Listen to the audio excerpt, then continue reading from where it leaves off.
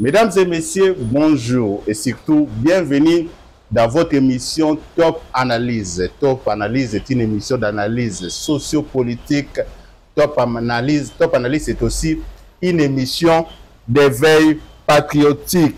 Top Analyse, c'est dans cette émission que nous parlons de notre cher et beau pays, la République démocratique du Congo. Mes chers compatriotes, vous nous suivez de partout dans le monde. Nous avons le réel plaisir de recevoir dans cette émission prophète Emmanuel Kambala, analyste de Maison Nabiso. C'est avec lui que nous allons parler de plusieurs points d'actualité politique. Dans cette émission, nous allons parler changement ou révision de la Constitution. Les choses se dessinent et les points de vue des Congolais sont divisés. Nous allons parler dans cette émission. C'est toujours dans cette émission que nous allons parler de la candidature de la RDC au Conseil des droits de l'homme des Nations Unies.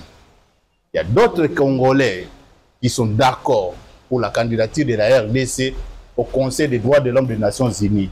Il y en a d'autres Congolais qui s'opposent à la candidature de la RDC au Conseil des Nations Unies, qui s'opposent à la candidature de la RDC au Conseil des droits de l'homme de la Nations Unies. Nous allons en parler dans cette émission que j'ai le réel plaisir de recevoir prophète Emmanuel Kambala, à qui j'ai dit bonjour prophète. Bonjour mon frère JR. Bonne santé. Na koyebisa que Congo ekolate la basika. Vraiment. Donc tous à la nelikia, tous à na boyindimi pe boyambi. Parce que nous se bandaka na foi. Nous avons eu un président qui nous a dit que le Congo sera l'Allemagne d'Afrique. Et nous devons adopter cette vision-là. Parce que Congo, ezali mboka na bilaka bandakala. Zamba prometa à travers le Congo, c'est le Congo qui va amener le sali. La plupart des grandes puissances mondiales, ce qu'on l'a dit, force nabango, c'est le Congo qui est au centre. Même en minerai, même aux hommes. Parce qu'il y a des hommes intellectuels congolais au Bazak on s'est retrouvé dans ma grande firme internationale Bazali ba congolais. Donc quelque part, tozana to bengami tondima que Congo eko koma Allemagne d'Afrique. To bengami tondima que Congo eko la mbasika ou avec ses présidents ou avec pensant ses présidents, mais tu baron que Congo eko koma. Alors, prophète Emmanuel Kambala, avant d'aborder nos points énumérés dans l'annonce, le Congo est en deuil. Oui. Nous avons perdu un grand homme de notre pays. Il s'agit de M. Mutombo Dikembe, qui est un Congolais qui a travaillé sur le plan social dans le cannabis, malgré l'activité beaucoup plus aux États-Unis, mais il a toujours des cœurs avec son pays, à cet investissement est belé dans le cannabis de la République démocratique du Congo. Le Congo, nous avons perdu Mutombo Dikembe. Ma condoléance, ma sincère condoléance dans la famille attristée. Puis nabiso nyo so ba congolais parce que to perdre moko na ba icône nabiso. Et na kosenga kaka que na ba famille na ye ba condé to souhaiter ba kaka ba condoléance. Et comment ça n'a pété que à peine mais tu ko bisa biso liwa ya moko pe na ba politique ya minene Kambila. Donc to présenter pe ba condoléances d'abisso na ba famille donc c'est ce qu'on peut dire tobuta mabele to kozonga mabele zamba ibaki ke tango na ye kokisami donc on eza motu abisso ba Christo na ebembezalaka un sujet de réflexion parce que ça eza kola kisayo ke lobby yope okokendaka siko tango kokendaka kokuta ko na lolenge nini na Yesu sans Yesu c'est ce qui est plus important parce que ce qu'on confie sans Yesu de kolanga na édition keli felo ekozela yo mais ce qu'on confie na Yesu za mwana nzambe iba yango ke lola nde moto ekoyamba yo. Bien dit. Alors, en fait Emmanuel Kambala, commençons d'abord par notre premier point, changement ou révision de la Constitution. Les lots point de vue congolais, ils sont divisés. En fait Emmanuel Kambala, il y a d'autres Congolais qui pensent que Constitution toujours ça la loi de la République démocratique du Congo pardon. Constitution de la République démocratique du Congo est adaptée à nos besoins des Congolais. Nous devons changer cette constitution. Mais il y en a d'autres personnes qui pensent que Bakoki Simba même pas constitution. Parce que ceux qui ont Simba constitution et qui créent des problèmes belés dans le point de vue nous anine par rapport à ceux qui disent qu'il faut toucher la constitution et puis na ba ope bazoloba que non, il faut jamais toucher la constitution. Oyebi eloko eko boma biso na Congo ezali ba politique ba kolinga kolakisa bato bosolo te. Po ete ba politique yango bazali bato ba ina bolingo mboka te. Oui. Ce qui est vrai, notre constitution oyo kosalela lelo to ko benga mama na likonzi. Ezali constitution moko d'abord o biso ba congolais to komate. Ezali constitution bato bakanise li biso. Ceux qui va congolais va participer dans kati ba koko za l'attaque à 10%. 90% ça va congolais. Et puis réellement ce qui est vrai dans cette constitution, est-ce que Zak Venza cause à la approche to proche il y a réalité congolaise? Non. Il y a beaucoup de monde qui sengeli to bongo la constitution. On dit que la constitution on va comprendre en 2006 avant 2006 2005. Papa Etienne Alobaka mondi ma constitution haute parce que makambo comment mina kati ezan intérêt à Congo te. Alors bato baboya ki ezali na ba o balobaka ke papa maman batela mwana yo.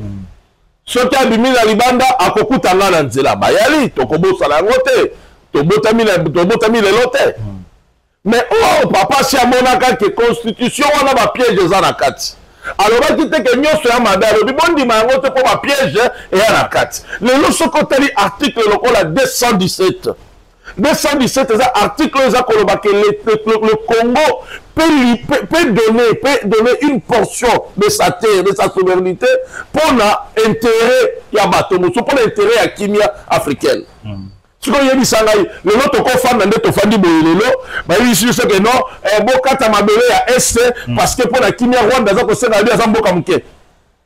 ils vont se référer en quoi? Ils vont se référer dans votre constitution. Et qu'est-ce que votre constitution dit? Que non, pour la Kimia, to Kimia ya Afrika, to Kimia ya Boka, Bokoki Kope sa eteni ya Mabele. Au moins, il dit que Mbalamoko, Bakati Mabele ya Bideke. Les lotos perdront l'eau Bakajika. Ozalaki Koloba na Mboka, la monsieur Ozalaki Koloba, le sol et le sous-sol appartiennent à l'État congolais. Mais les sols et le sous-sol n'appartiennent plus à l'État congolais. Oui, la souveraineté n'est pas avoir la totalité d'autorité sur la terre, non. Pourquoi ça non, mais propriété dans les aérotés. Il y a beaucoup comment on a l'élo. Et belé na bazalaka na ba titre kalo ba perdaka yango ba mindele bazongela yango. Toza na zamba monene to kobenga ma deuxième monde. Mais l'élo to bénéficier dans côté. Ah, au Congo, qu'est-ce que le Congo a gagné? Parce qu'une grande partie de la Bazamba, comment ça? Parce qu'il y a des gens qui ont vendu, qui ont acheté, on va réclamer un droit de terre. Donc tout ça, ça doit nous amener les Congolais à réfléchir sur la révision de la Constitution. On ne parle pas de changer la Constitution, mais on parle de réviser la Constitution. Il y a d'autres points, d'autres articles qu'il faut revoir. Parce que comme on a l'élo dans la Constitution, on a Butu. Comme on a bateau, l'État congolais reconnaît nombre de peuple au Congo. Mais l'élo, comme on a qu'à partir de la Constitution, comment on a un peuple, monsieur, qu'on revendique les notaires. On est la Constitution comme des Congolais. Mais or, être Congolais, ce n'est pas un problème. Mais est-ce que dans ce pays, on avait des Banyamulegi? C'est là le problème. Parce que mon cannabis sur la frontière et Kabouani, ils en ont 1900. C'était en 1800. Nous va reconnaître qu'on peut ça la départage, départager la frontière. Mais la Constitution vient, il vous dit directement que Banyamulegi est Congolais. Constitutionnellement, ce sont des Congolais. Mais est-ce que la réalité est à Congolais? Être Congolais, est-ce qu'ils ont compris ça au droit des terres? C'est ça le problème. Au Congo, on a la nationalité congolaise, mais ça ne te donne pas le droit des terres. Or, droit des terres, ils sont liés. Ils sont liés na ba oyo bazalaki na mabele na bango. Parce que pour que ça soit Congo, Otokobenga Congo ya lelo, ils sont na ba roi. Oyo bandimaka kopesa ba titre na bango. pour que comme à Congo basanganaka bazopesa ba droit na bango bapesi na droit na bango que ton limite aux la lisanga tous à la peuple boko. Et est-ce que à cette période là les Nyamulenge étaient là? Non. Ozomona siko lelo soko tali bitumba monene toko bunda na est ezaka les Banyamulenge et puis na kata constitution la bino ba piéger binongo ba yeli bino les minoritaires. Or les Banyamulenge vous disent des minoritaires. Ce côté n'a pas accord il y a M23 le 23 mars au cours kama cité bino sur le problème il y a les minorités. Comme Bango Baza minoritaire, il faut que ça Bango 48%, il y a des dirigeants, il y a Est. Il faut que ça. Mais au juste, est-ce que dans ces pays, on n'a pas d'autres minorités? Donc, toutes ces choses doivent être discutées. Nakatia, un problème à la Constitution. Parce que la Constitution, on a besoin de Mbutu. Et puis, les locaux, il y a des gouverneurs et des vice-gouverneurs. Vice-gouverneur, rôle naïs à la gagner. Mais le rôle vice-gouverneur, le rôle naïs nini. À l'époque, il y a Mobutu que vice-gouverneur, c'est celui qui gère les finances. Mais est-ce que le vice-gouverneur gère les finances? Non. Même quand le gouverneur part accueillir peut-être vacances ou bien congés, on donne ça à la cabinet. Vice-gouverneur, c'est à l'étiquette. Tu famille n'a pas gouverneur et belé dans ma ville à Kinshasa. Mais tu as tout vice-gouverneur ni boyebi Kinshasa surtout na Kinshasa même à l'intérieur. C'est un problème qui est national. Rôle il y a vice-gouverneur et Badakati. Or, ce sont des choses qu'on doit débattre, qu'il faut qu'on détermine rôle naïsa nini. Donc tout ça c'est dans notre constitution. Et puis surtout article 1 il y a 217. L'État, le Congo peut céder. Ma pas d'angaï. Ma belé n'a bisoto cédé yango pour na kimi ya bato mosusu. Et c'est pour cela que vous voyez que Kagame continue à faire des pressions. Kagame qui na Mali de la Bénin, il a déclaré clairement. Na Bénin. Oui. A dit, problème n'a pas qu'on réclame ma belé. Pourquoi? Parce qu'il a dit que votre constitution lui donne ce privilège. Pourquoi qu'on peut s'éteindre à ma belé? Donc, il y a un lot de jour au jour, au Koyoka, ceux qui vont céder dans Babylone, Bogoka, le Zambie, pas qu'on casse la bêtise, parce que tous en frontières. Oui. Ce que ceux qui sont commis faibles dans le Lenguana, au moment que, et comme Mabi Sokokoso, le Congo doit être protégé. Et ce qui doit protéger le Congo, c'est sa constitution. Il y a un il faut, là, pour. Baza Kolobato revoir constitution pour combattre la Congo et puis constitution va définir réellement la vraie démocratie. Est-ce que cette démocratie que nous avons, est-ce que vraiment ça donne ça rencontre le peuple congolais? Mon frère, c'est étonnant. Démocratie, tout ça dans la même démocratie à plagiat. Nous avons copié des Français. Or, ils ont fait plusieurs années dans la démocratie. Et puis, le contexte est différent. Donc, quelque part, nous devons faire une démocratie selon les Congolais. Et c'est ce qui va permettre que le Congo avance. Oui. Alors, en fait, Emmanuel Kambala, d'abord, dans la union sacrée, tu dois sentir divergence entre Bango et Bango d'abord.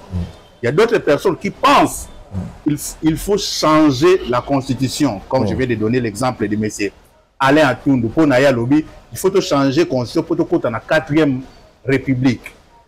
Et puis, nombre de mandats à chef de l'État, 4 ou 5 ans pour le président de la République atteindre l'objectif. Il faut que ça nombre d'années, pardon, il y a mandat à président de la République. Selon moi, je Alain Atundu, je vais critiquer les réseaux sociaux. De l'autre côté, le secrétaire général de l'IDPS, Augustin Kabouya, il faut qu'on revoie la constitution et puis qu'on touche l'article verrouillé, pardon, le mandat du président de la République. Bon, il faut toujours qu'il y ait un débat entre les Congolais. Oui, 5 ans, c'est peu, c'est pas peu, mais l'autre, ça l'a cas. Ils ont la volonté politique. C'est tout ça. Constitution, il faut définir bien. Parce que moi, je me dis que le chef de l'État n'a pas la totalité du pouvoir. Comment ça? Ah oui. Azan Assemblée nationale za maboko na ye, Sénat za na maboko na ye, la police na maboko na ye. Comment ça va? Mon frère Julien Nakoyebisayo, sur le plan, peut-être sur le plan des alliances, de Tokoloba qui assemblée za na maboko na ye. Pourquoi? Parce que les gens se sont réunis autour, il y a union sacrée. Oui. Mais en réalité, c'est pas ça. Les chefs de l'État a moins de pouvoir par rapport à l'institution. Les gens, comment les chefs de l'État sont juges. Juges dans les alliés constitutionnels.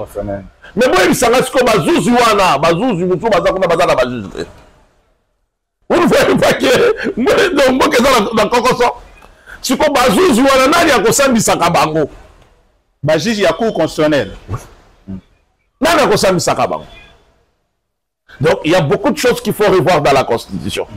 Parce que, au comment on a le lot, donc, le Parlement a plus de pouvoir. Plus de pouvoir. Mais lorsque nous taxons, on parle plus au président Sali Boyete.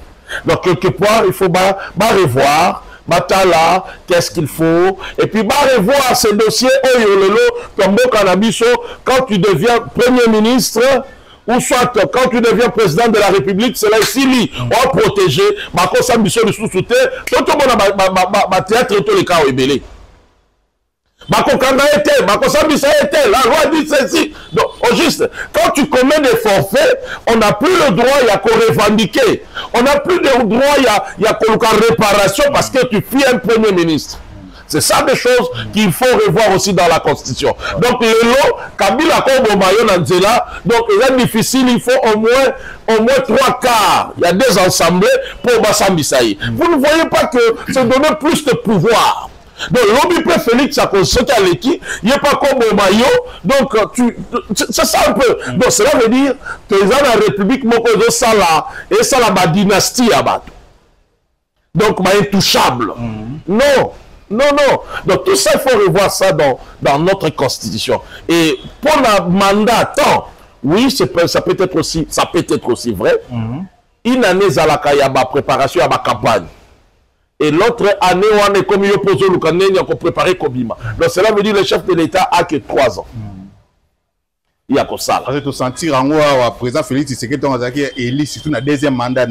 Tu as nommé Premier ministre, mais le Premier ministre n'est pas sali tant encore rebellé pour ça le choix. Il y a gouvernement, pour la sortie du gouvernement, et presque une année tout là-bas. Lelo, mon frère Julien Nakoyebisayo, Bande Konanga, il faut pas comprendre le Komoko. Il faut revoir notre constitution. Ce fédéralisme qu'on nous a amené, ça n'apporte pas une bénédiction pour le peuple congolais. Ce fédéralisme nous amène à la division. Pour être gouverneur de Katanga, il faut être katangé. Être un directeur, il faut être katangé. Donc, quelque part, pour être gouverneur au Kassai, il faut être kassaïen. Pour être non. Là, tout simplement, de moi, la moka, encore moka, na moka na yi. Donc, on a un esprit à sécession. Et c'est pour cela, aujourd'hui, vous remarquerez même, nos politiciens commencent à plus allouer ça. Baluba, Batakatangé, Bakongo.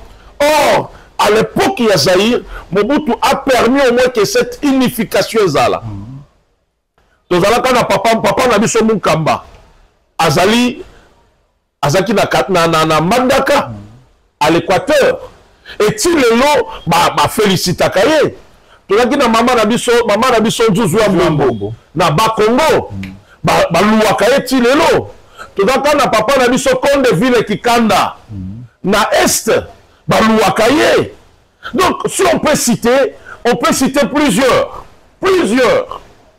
Oyo, okomona ke, Masali Moussala Malamu. Bisika, tout d'un coup, papa n'a mis son nani. Azaka, il est parti encore. Il a bien travaillé au Katanga. Mais, est-ce que pour que ce pays change, pour que nos provinces aient Kendaliboso, il faut seulement ce fédéralisme? On ne refuse pas le fédéralisme, mais est-ce que ce fédéralisme rencontre l'esprit des Congolais? Est-ce que ça qu'on rencontre Bisso, penser à Bisso, ne Bisso to vivaka? C'est là où il y a le problème. Donc on a plus, moi je me dis des fois, c'est comme si on s'est retrouvé dans des plagiats. Bon, on est qu'on soit fédéralisme américain, bon, on est qu'on soit fédéralisme. Oh, ça ne rencontre pas la réalité congolaise. Oh, biso tozana bitumba moko, oh, sur le plan international, balukaka lolenge nini, bakabola biso.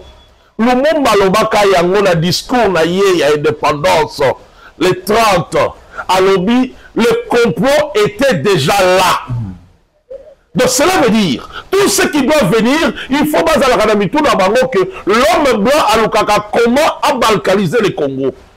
Or, quand on vous amène, on vous impose.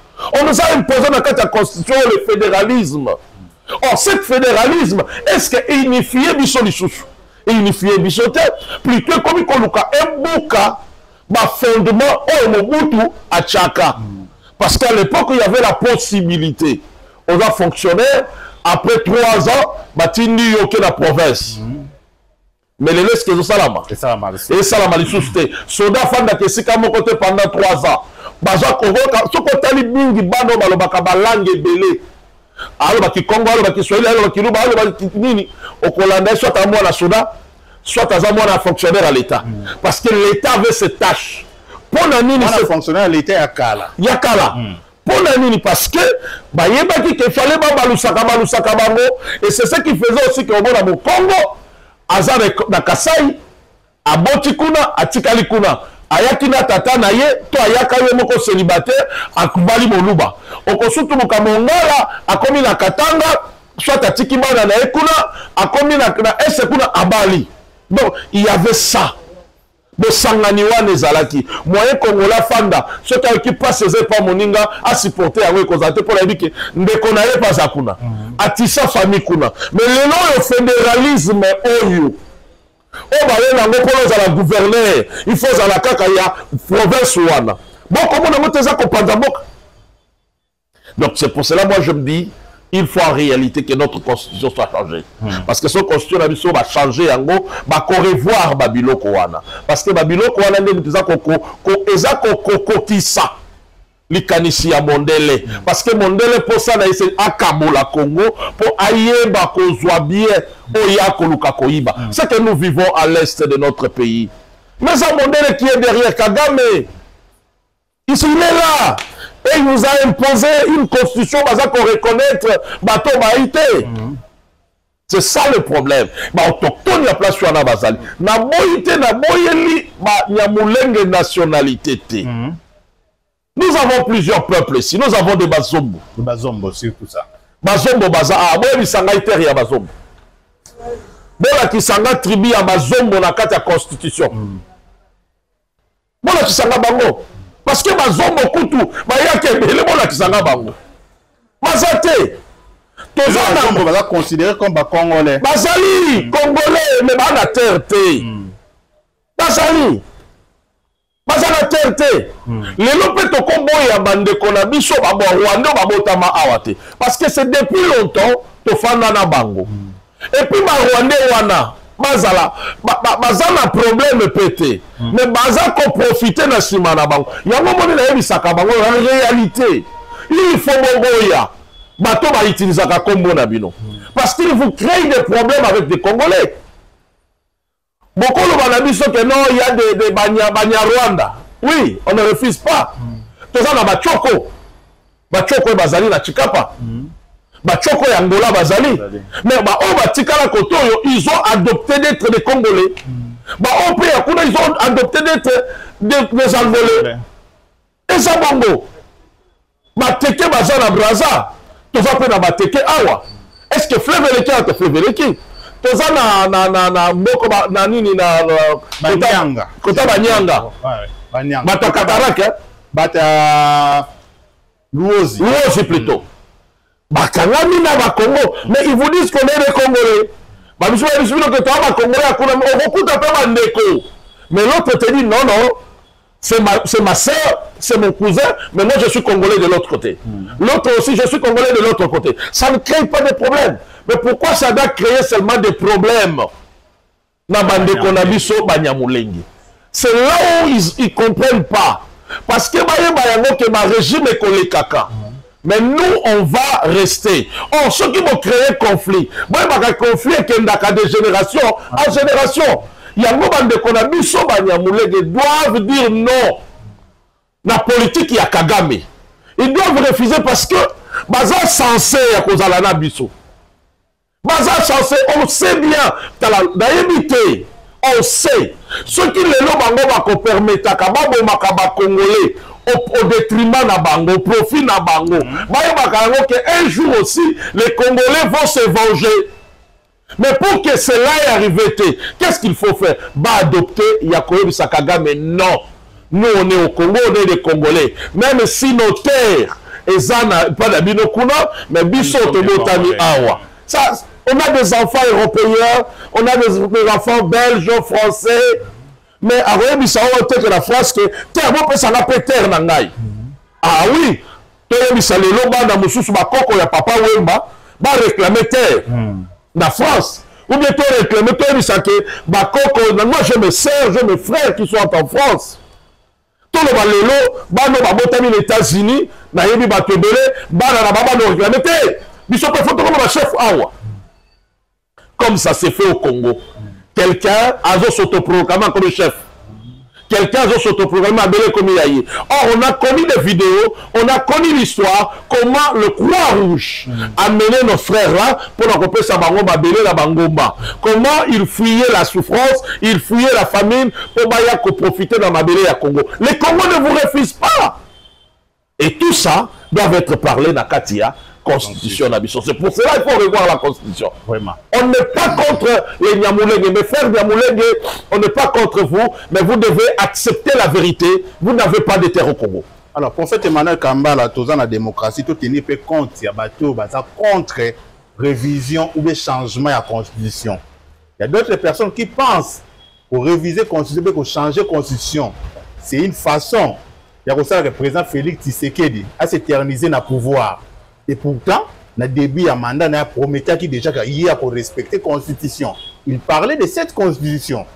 Pourquoi mandat comme dans la sous-Kaboé, l'idée de réviser la Constitution est déjà combien? Nakoyebisa yo moni Félix Tshisekedi koyebisa batote ke ngai na lingi na umela na bino. Te. Ezalaka peuple même doit présenter souhait na ye. Kabila balinga kamba memaye pe na à troisième mandat. Le peuple n'a pas voulu. Si le peuple était d'accord, ça allait se faire. Problème est à la ramener peuple. Si le peuple voit aujourd'hui que non, Félix doit blaguer troisième mandat. Mais c'est le peuple qui est le souverain. Le souverain primaire, c'est le peuple. Je ne vois pas comment cela va déranger. Si le peuple veut ça, il faut dissocier le peuple et les acteurs politiques d'Abissou. Oui. Parce que la plupart de nos acteurs politiques, ou soit nos représentants dans des hémicycles, ils ne réalisent pas le souhait du peuple. Ils ne défendent pas l'intérêt du peuple. Parce qu'ils défendent l'intérêt de la santé financière. Vraiment. Alors, si c'est le peuple qui souhaite cela, si c'est le peuple qui le veut, moi je me dis, j'essaie un peu de voir, faire des analyses sur tout ce que Félix Antoine Tshisekedi est en train de faire. Je me dis, beaucoup de gens vont regretter moi, Mobali au lobby. Je comprends. Ma belle pas si Kakamoko a Félix et Zamoko. Félix Afandi, il travaille dans l'équipe politique, classe politique, il y a ma belle. C'est ça le problème. Mais ceux qui Afandi, Tali, ils vont comprendre que le président le Félix. Mais nous, quand on Félix Zanini, classe politique, c'est qui l'entoure. Ce sont des anciens mouvanciers, ce sont des anciens mobutistes. Babibi c'est la Mobutu. Bangowan, sauté, comme il attend Laurent Désiré Kabila, Laurent Désiré Boyi Bango. Parce qu'à comprendre que le Komoko, on ne peut pas être dans l'Obaka. Mobutu, c'est tout un système qu'il faut étudier. Alors, en analysant que c'est tout un système, on va voir que ce n'est pas seulement l'individu, et c'est ce qui l'entoure aussi. Et ceux qui ont entouré Mobutu, Ce sont eux aussi qui l'ont amené à l'Iwa. Ah oui. Parce que mon konzambo ka kolongwate si kaza président a kozonga bana ko surveiller quartier lokola yolo. La vision d'un chef est appuyée, est animée par ses collaborateurs. On sent la force d'un chef par ses collaborateurs. Alors, chef en complet, ça veut dire la chef Ezanine, la chef dans la vision. La vision que je vous donne, je veux que le Congo soit comme ça. Et chacun amène maintenant son apport. Pour le chef, tout comme on a Oyo Lobiwana, Tala, tout ça la bouille. Tala, tout ça bouille. C'est de là où on partage maintenant le gouvernement ministère. Yo, c'est que là, tu es fort en ça, tu vas me faire ça. Pour que nous puissions réaliser vision. Mais ce que ce qui va réaliser vision en côté. Lobby à l'époque, Mobutu le faisait lui-même, il nommait. Mais pour qu'à l'époque, c'est le Parlement qui présente. Le gouvernement est l'issue du Parlement. Ce que le Parlement, on est un bateau, bisoto otinda. Mais bateau, bisoto otinda, et ça, quand bateau, on a classe politique, ouana. Balongwe, Laurent Désiré Boyi Bango, Bogota les évolutions. La période de Laurent Désiré, tu fous à maïté, tu fous à courante.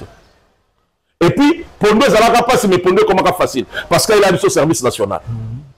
Et puis, Banzele Zo Salama. Maïko, Tokoloba, Maïko, Kasenga Oyo. Maïko, Wana Bakangaka. Il y a un dossier à forage. Yewana, Oyo, Laurent Désiré Kangaka. Pour Anini. Parce que, à Salaka Nzela, Nenge Longo Banakite. Laurent Désiré a fait un mot à Salanzela, à Salanzela, Nenge Longo Banakite, Kangi, Batena Boloko.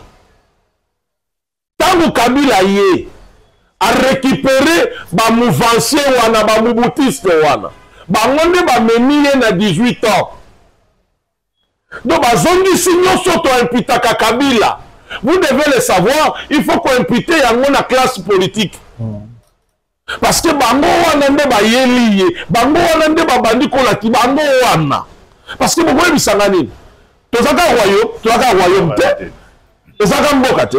Mais même il Kabila Abima Malabo président. Dans ce pays, il y avait des éminents professeurs. Il y avait des généraux. Malabo Kabila mystique a formé Kabila président. Donc c'est pour voir que le même magouillère d'hier, tant que va adopter le système, va continuer magouiller na bango.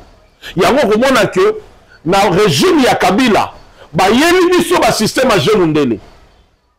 Mundele Olandi boye. Azate aussi terreau.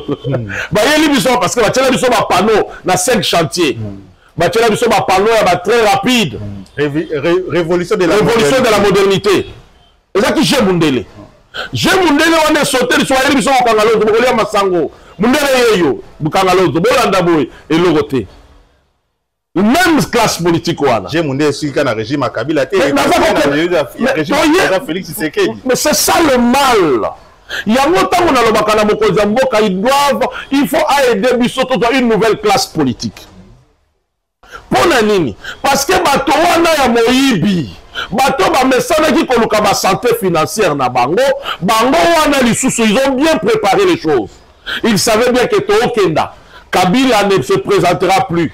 Chadar il ne vaut pas celui qui sera le candidat. Alors qu'est-ce qu'ils vont faire? Ils ont magouillé maintenant. Balukili sous le lengeni ya kosala pour bailler la biso bazonga na régime ya Félix. Pas ba kobango so babimi ba député majorité zakina FCC. C'est l'FCC. FCC cache ailleurs le pied minoritaire, FCC zaki majoritaire. Donc cela veut dire le gouvernement, il y a premier régime il y a Félix des vraies sortures na ancienne classe politique. Oh, ancienne classe politique on est au Koboya. Yango moni bango wana lisusu babongoli kazaka ba créer lisusu ni basali union sacrée boyi sanga boyina bato na sikato boyina bato na kala. C'est là où il y a le problème. Donc les gens qui savent comment voler, les gens qui savent comment mettre le pays dans le chaos, ce sont de mêmes personnes là boyina bango na union sacrée. Bango wana bafandi balinga kotika te. Abanda babanda ko latisa depuis 1980 dans l'état congolais, l'état Zaïre. Balatisa ye balesa ye akende zongo na mbongo ya l'état congolais ti lelo akomi mpaka alingi kaka kotika te campus a kobimisa bana ye sa kobimisa bana ipa na kobimisa bana ye lingi te kotika na bango espace te ye kaka obeye vous pensez que cette personne avec tel égoïsme est-ce que à copé ça vient le malonga yango boko mona lelo nous avons un problème tous dans la partie politique il y a ma famille boye Cyprien na yali boso mwasi na ye yami balé mwana na ye tant abimi député aluki du soit ma sénateur ayatiki li semeki na ye donc on fait que de famille ba dynastie mon problème et toutes ces choses vous pensez vraiment ba kokendisa biso liboso to kenda liboso te parce que zakaka bango na bango comme il y a comme député moi si na yazali député moi na ye député un tel député za 4 na famille ba comme na droit à gouverneur ministre. Alors, il y a des ministres qui il faut zonguer la kabango. Donc, toutes ces choses-là doivent nous amener un peu à revoir, à voir beaucoup de choses. Alors, prophète Emmanuel Kambala, parlons maintenant de la candidature de la RDC au Conseil des droits de l'homme des Nations Unies. Je rappelle déjà, Bandero Bazo Landabiso, élection dans le Conseil des droits de l'homme des Nations Unies se tiendra du 9 au 11 octobre 2024 dans Genève, la Suisse. République démocratique du Congo est retenu candidat au Conseil des droits de l'homme des Nations Unies. Il y a d'autres Congolais qui pensent que ce serait une très bonne chose pour la République démocratique du Congo, une façon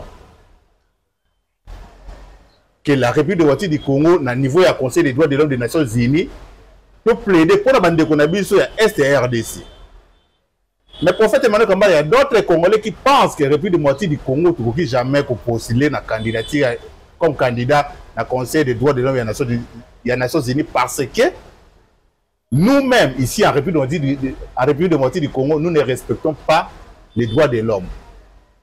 Image Yango, il y a Aner, sali avec cette histoire de Madame Denise Dichochoa, si je ne me trompe pas, si je ne massacre pas son nom. Image, il y a droit de l'homme dans la République démocratique du Congo, ça sali avec ce qui s'est passé avec Jacqueline Dalana Aner, Baloko Aner.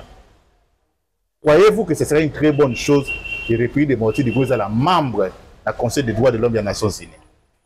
Moi, je me dirais ce qu'il faut croire à tout ce que l'homme politique congolais dit. C'est ça le problème. L'homme politique congolais n'est pas franc avec le Congo. Congolais, on nous a tellement manipulés. On nous a tellement dit les choses à tel point que l'homme congolais a l'ingaka kozala honnêteté, l'homme politique congolais a l'ingaka kozala honnêteté na Congo. Est-ce que réellement ce qui s'est fait là, est-ce que c'est vrai ou bien c'est un montage? C'est que c'est vrai comment? Même dans le dossier Aner. Est-ce que c'est vrai ou bien c'est un montage? Entre guillemets, c'est le juge qui va nous démontrer que c'est vrai. Makamoza devant le juge. Mais ce qui est à condamner, Bazali va la condamner. Mais toi, parce que l'homme politique congolais, ce sont des aînés. Quand il n'a pas le pouvoir, Azan frustré, il crée un problème. Donc au Congo, c'est comme si il faut qu'un Batouba pour faire du bien au Congo, il faut en avoir pouvoir. Mais dans cette famille, dans ma place, il y a un particulier. Pourquoi cet homme aussi a construit ça? Il pouvait aussi dire non. Dans le Congo, parce que ça aide. Et c'est quand on fait un bel aspect. Ça nous aide. Et ça, il y a comme ça, il peut y Congo. Mais le but non, pour Asala Bola Congo, il faut comme un ministre, il faut comme ambassadeur, il faut comme un député. Son président était à Kessi Maminduki. Son président était le Bimomoni en Suisse, à Bani Kobelela. Il n'y a pas de droits de l'homme, il n'y a pas ceci, on ne respecte pas. Est-ce que vraiment dans le Congo, il faut qu'à Bangonde? C'est là où il y a le problème. C'est là où il y a le problème. Congolais sont cela. Comme ils considèrent comme un marche-pied na bango, comme un tremplin na bango. Quand ils ont besoin du pouvoir, allez, dit, on va m'en mais l'objet botou n'a bien. Tant que nous avons la biche, on a la biche. Basé belé dans le Parlement, basé belé. Tout kokende ba vacances parlementaires, botou na bango se ba ki na ba base. La plupart de son parti en Europe, ba te futa ba nyongwa misu. Or quand on te donne les vacances, c'est pour aller consulter base nayo, on va déshydrater na bango pour que quand vous serez encore dans le plénière, on va présenter yango parce que plénière on les a budget. Mais quel est le souci du peuple au même la Parlement? Parce qu'il y a une poteau. On met moi si nous n'avons pas la poteau. Donc c'est pour dire que les hommes politiques congolais, il faut botter la bango malamo. Token dakali sous bon bébété, bon tabaté. Token daloko à bateau. L'élo, ça fait plus de 1960 til l'élo. Tous ans d'indépendance, il faut tokola. Donc tous ans, ils sous-soutiennent à Baye émission, tout ce qu'il y a fanatique, il y a bateau. L'élo, c'est total à net candidature, il y a RDC. On ne parle pas de candidature d'un individu. Bah, candidature, il y a RDC. Donc cela veut dire la personne va représenter le Congo. Donc ça sera le Congo. Ça ne sera pas Tshisekedi. Cela veut dire on trouvera le choix. Nani a kozala ko siéger, mais il va représenter les Congo. Pas signé yango wana. Mais tant que bino siko ba Congolais, bino moko ba Congolais. Bon, non. Congo ko soit Congo te parce que kuna mais au juste. Ba tia bino na liste noire te. Bino moko batu bofingi. Siko lobby, yopo yoko zo pouvoir. Aux Africains na kata liste noire. Aux hommes te que ton Congo to kosate. Ezaleli wana yango komona makambo ebele na Congo eko simba te. Vraiment. Ceux qui ba na pouvoir te, il faut bomber bisa. Ceux qui ba na pouvoir te, cela veut dire donc oya za na pouvoir et simba te. Na landaka ndeko na ngai ni Fumutoto. Alors qu'est-ce qui lui a amené de quitter l'FCC? Abi baké na réunion balobi Félix ne doit pas réussir. Parce que ce gars réussi va toi mona ke mutabongisi. Est-ce que biso toza lié na Félix, toza lié na Congo? Kabila est parti, azoli ambongo na ye. Famille na moitié de bazami. Mais le Congo reste malade. Donc il faut to linga Congo. Olé ya kolinga bato. Félix aussi va partir. C'est pour cela qu'il ne faut pas vous mettre dans des têtes que non, revoir d'autres articles dans la Constitution, c'est pour éterniser Félix. Non! Même à Tanga na Koboya. Mais na compris ça espace parce que na Koboya, ma caniste là, malamu. Ce qui le peuple va dire, c'est à ta paix, tu peux tirer le deux mandats Moutoufu. Souka souka sani, à Kokendaka. Donc l'homme politique congolais, il faut associer là. Quand toi tu veux mettre du poudre, au lieu de makala na Congo, mais aux autres Congolais, biso ba Congolais. Biso ba Congolais mutoko souffrir, biso mutoko za mal côté. Vraiment. Alors ne konanga ba Congolais bo fungola miso. Bo fungola miso bo soso la ba politiko, yango nga la senga bokonza mboka. Ba revoir système éducatif na biso. Parce que ce système, c'est ce qui nous amène à ne pas aimer le Congo. Le peuple d'hier, dans nos classes, on étudiait le civisme. Or, civisme, le civisme amène l'homme à s'attacher de son milieu. Motopona lingambo kanayi. Ayeba, bien commun, ayeba, bien privé à moto. Et zalakaka kanakelasi. Et puis balongolo la biso ba biloko ezanga tina to ina biloko ebele ezanga tina na ba classe na biso ba revoir le programme bon komona boko tangisa biso ba général de Gaulle ba pire byzantin ba ni to tanga yole te ba yole bazali awo na Kasai bazali na lukengwa ba ko bazali to tanga même pas kimbangu to tanga kimbangu te na ko ebisa yo na ko ebisa yo to tanga bango te. Même tozana bato ebele est-ce que ndenge tozalaka awa toyebaka ba perdre l'indépendance makanisi na bango ezalaka nini toyebaka yango te vraiment yango za komona soki bazongiseli biso biloko wana et puis ba créer ba classe moko de métier toza na wolo mais tozalaka na ba école ya bijouterie te toza na diamant toza na école ya taillerie ya diamant te ndeni toko développer yango. Donc tout ça, le président doit nous aider à créer cette nouvelle classe, réformer le système éducatif et puis nous donner une nouvelle classe politique. Il y a vraiment. On nous fait signe, nous sommes presque arrivés à la fin. Prophète Emmanuel Kambala, une toute dernière question. La situation de sécurité à l'est de la RDC. Au Conseil de sécurité des Nations Unies, États-Unis a pris ce point de vue. Selon les Américains, pour résoudre les problèmes de l'Est de la RDC. D'abord, il faut que les Rwandais doivent immédiatement retirer plus de 4000 hommes du territoire de la RDC, les militaires rwandais qui sont à l'Est de la RDC. Les M23 doivent immédiatement se retirer dans ces positions. La RDC doit agir immédiatement contre les FDLR et cesser son soutien à ces groupes. En fait, Emmanuel Kambala, est-ce que les République du Congo, peuple congolais, il faut croire dans le discours américain. Obi ya motuya ezamoko. Dans la diplomatie, il ne faut pas interpréter français dans le lingo étymologiquement. C'est tout ça. Et ça a un style de forme. Ce qui est plus important, c'est que la Nations Unies a reconnaître qu'il y a 4000 hommes rwandais au besoin pour agresser l'État congolais. C'est ce qui est important. De deux, reconnaître que M23 doit quitter. M23 doit quitter. Qui est M23? Cela veut dire Azali Abisoté. Donc, ça, et ça victoire, qu'on comprend dans côté. Or, tout ça, et ça parce que moi, la moka moko bouyi. A tieboanya na ina diplomatie na. Mais ce koyo, pour n'engager tout ce kaka Rwanda te. Na utaki kota la vidéo moko au général James Kabarabi à sa koloba. Abi, bisika nyoso to ana bisika sote. Pour bisika nyoso sote, tumito sumwana ngada.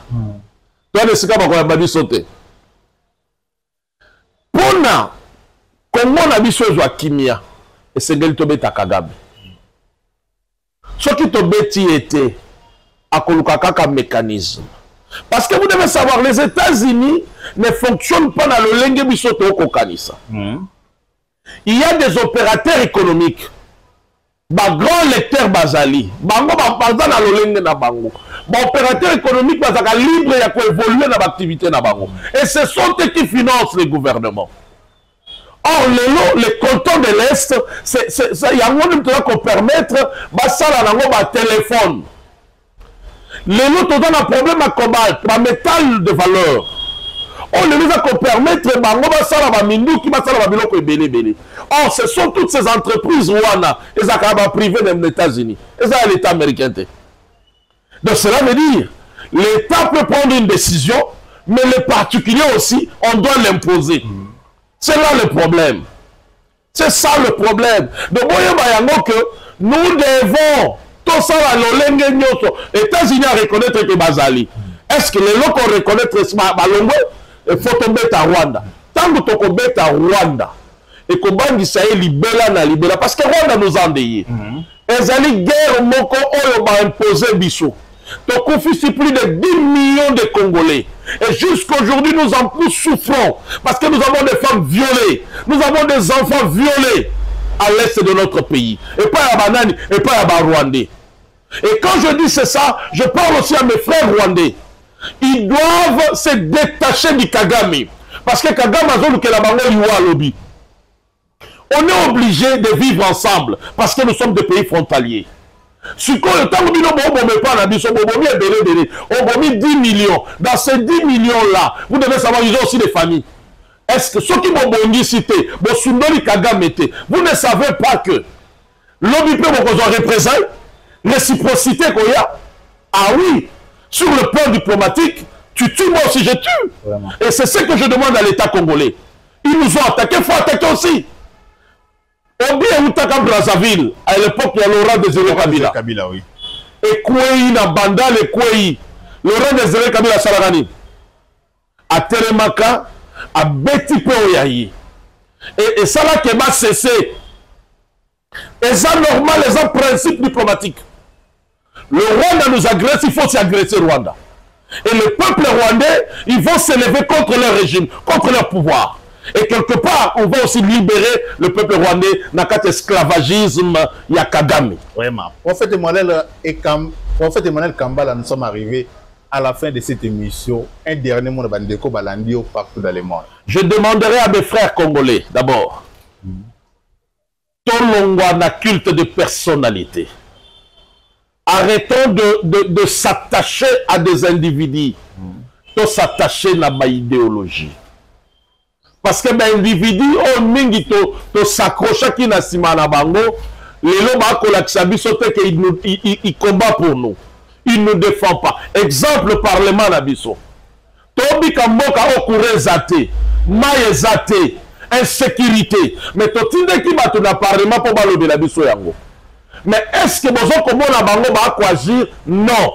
Pour nini bango ba ko ba salaire na bango ba ko ba jeep na bango et puis ba ko ba emolima na bango, c'est fini.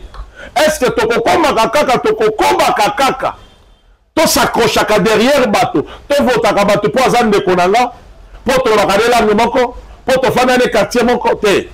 Il faut to longwa na ba kilte de personnalité. To longwa na babiloko wana to kangama na ba idéologie to kana kinyolo ba ko sala boye soko sali yango te na longwe. Ça c'est ce que je demande à mes frères congolais. Tozala balingi ya Congo eno bayini ya Congo. Lelo ba ko lobebele non candidature wana ya Nations Unies le kate mais o ko boye ya nde Congo bolam. Est-ce que ninko ba ke soko swani na nde kona yo? Il faut ndima ba soda ba kote ya ba bomaye. To soko kabwani na mwasi. Est-ce qu'il faut souhaiter le malheur? Et ça le lenge ba politicien na biso ba jisaka. Donc congolais soso là pourquoi il y a na piège wana te? Je m'adresse aussi à mes frères rwandais. Parce que vous êtes humains, vous êtes nos frères. On est frontaliers. Donc jusqu'à la mort, to kabwanakate. Nous les Congolais, on n'a eu jamais les Rwandais. Nous les Congolais, on n'a eu jamais les Tutsis. Que ce soit les Hutus. Parce que tous en abino problème té. Mais régime nabino obino boza ko s'accrocher nango ya Kagame. Vous créez des problèmes. Vous créez des répercussions à la longue. Pourquoi ne pas vous détacher, déconnecter de Kagame? Pourquoi ne pas lui dire qu'on en a marre? Parce que tant que vous êtes à la bofani, vous devez savoir que nous les Congolais, nous sentons que non, vous êtes contre nous. Or, vous êtes nos frères parce que nous sommes liés par des frontières. Bolinga, tête, balana, donc, tous alliés. Donc, Kagame a koleka. Mais le Rwanda restera. Alors, je vous demande, vous, mes frères rwandais, Bomboya, régime ya Kagame, Bomboya, politique ya Kagame. Donc, c'est ce que moi, je peux vous demander. Numéro de téléphone. Numéro de téléphone, Nabisho Dali, plus 243 8109 77 914. Plus 243 8109 77 914. Numéro 1 est na WhatsApp. Autonomie à Malamo. Zambaza Lokumu. Et ce que tu as dit, tu peux m'abaco. Bolimbisa. Tozaka bateau. Tozaka bateau. Merci beaucoup, Nabande Koubolandi. Nous sommes partout dans le monde. Ce qui est image comme les bino à bonne qualité. C'est grâce à Maman Jamie Chibango, l'héroïne d'Azalaki, caméra woman Nabiso. Je dis merci à toute l'équipe de Top Africa Télévision. Là, je pense à Peggy Walungwa, Mardoche Mouteba, Israël Kaloubi, Tana Mavambo, Bande Koumio, sur le problème avec Tana Mavambo. Je vous rassure déjà, mois d'octobre, bientôt là, Tana Mavambo déjà, à reprendre l'émission de Top Africa Télévision. Je dis merci comme ça à M. Wivin Walungwa Cool pour nous soutenir dans Top Africa Télévision. Géré Chamala, merci à toi aussi. Douglas Fomi, Yvon Choumi, merci à toi. Sans oublier Alain Walungwa, le directeur. À la prochaine. Bye.